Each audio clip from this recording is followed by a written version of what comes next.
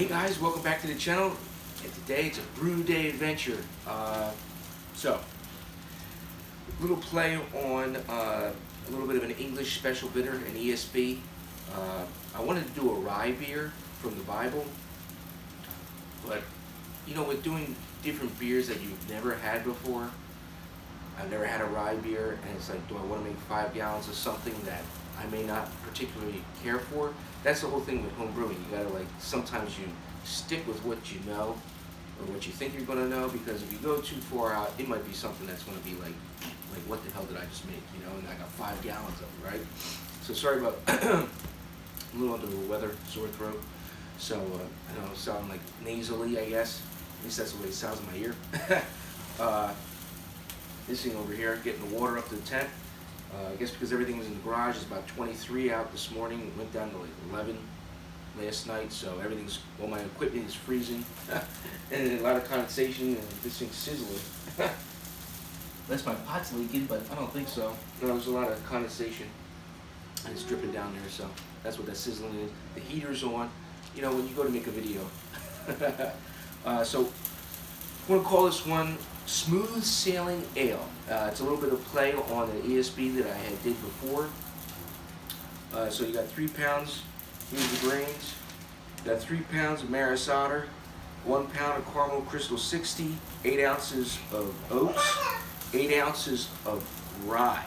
And that's the play, because I was going to do a rye beer, so we put a little bit of rye in here. So, and that might give it a little bit of flavor, a little bit of color. And then we got 3 pounds of sparkling amber malt. We got 1 ounce of Challenger going in at 60, and another ounce of Challenger at 15. And we're using Nottingham yeast this time. I think I used the ESB yeast last time, although I didn't write it in my notes. I think that's what I did. So that's what we're doing. As I said, here's the Nottingham yeast. The hops are over here, so we're just waiting for this to get up to temperature. And then we're going to dough in and add the grains. So come along with us on this brew day adventure. I'm going to try to just minimum footage, you know, I'm going to try to keep this at 10 minutes if I can, because I know people are going to tune out after 5 anyway. So, but we keep on doing this, and this is like a good documentation of my brewing adventures anyway. All good for the record books, right? Especially if someone later down the road can't read my handwriting, we'll have video footage, right? So there we go. So bring it back in a little bit. Well, here we go. We're going to dough in. We're at 160, a little bit higher than 160. But it's all right. We're going to dough in.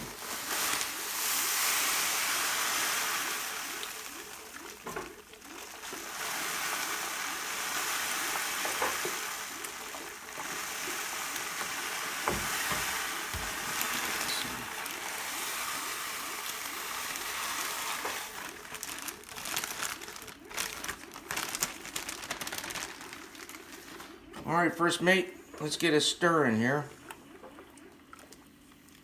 Oh yeah.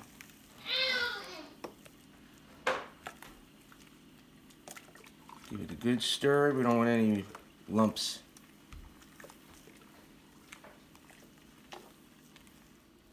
Alright, we got it in. We're all doughed in, and we're going to set our timer. 1 hour.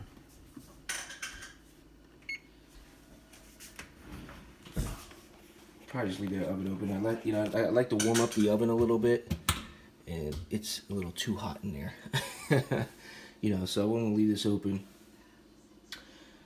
and then because normally I like to close it, you know, because if it's cold, you don't want your temperature to drop below 150. So we're, you know, overshot the temp, so it's, you know, it's hard to judge. You know, when that temp really rises, it hits. So we were at 160. It's going to gradually go down, so I'm not too worried about it. It's going to make beer. Alright, about to start the timer for an hour on the boil. Try to make sure that there's not going to be any hot break. I think we'll work good though. Let's just get that in there. Get that in there. First hop drop in for an hour. Set the timer for an hour. Oop. Power one. All right, there we go. First hop edition, which was UK Challenger. And I'll add these at, I think, 10 or 15. And then the Irish moss as well.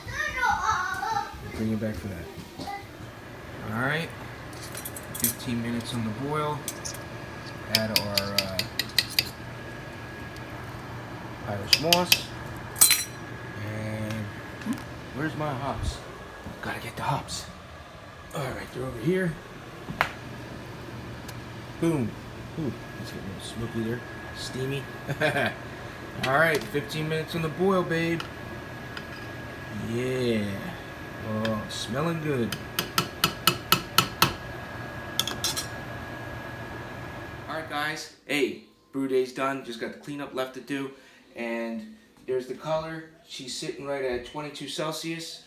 And as of the reading that I can get, we're looking at 1052, about 1054 to 1056. All right, so 1055, 1050. It's hard to judge. This goes by twos, right? 2, 4, 6, 8. Yeah, so I'm gonna say 254 or 250, 255, 250, 1054 or 56. It's just like on that air bubble there. It's hard to tell with these readings with the bubbles. But it's way above the line of 4, so it's just touching, so it's in between the 5 and the 6. So yeah, 1055, I'll say. I'll call it a 1055. All right. So all I got left to do is put this back in there. Everything's sanitized, so I'm just gonna pour that back in there and get my Nottingham yeast, which is a workhorse. This is my go-to yeast for English ales because I think it works way better than USO4 because it just ferments this. It's like a beast, man. It'll take off right away. Probably won't even have to. It'll probably by tonight be brewing away, and maybe I'll show some update footage when it starts brewing. But we'll see. So until we do it again, my friends, thanks for coming along again. And check back in a couple weeks when we do the final gravity reading, and we'll let you know. So I'm looking at anywhere between 5.5 to 5.9%. We'll see.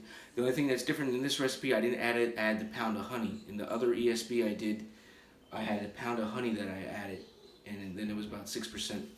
So I'm happy with 5.5. It doesn't matter. I didn't want to run out in the middle of brewing and go get a pound of honey. So whatever.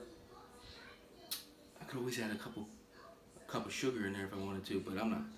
Hey, that tends to thin out the beer, so I'm not worried about that. So let me end it. Till we do it again, my friends, remember, let's set sail.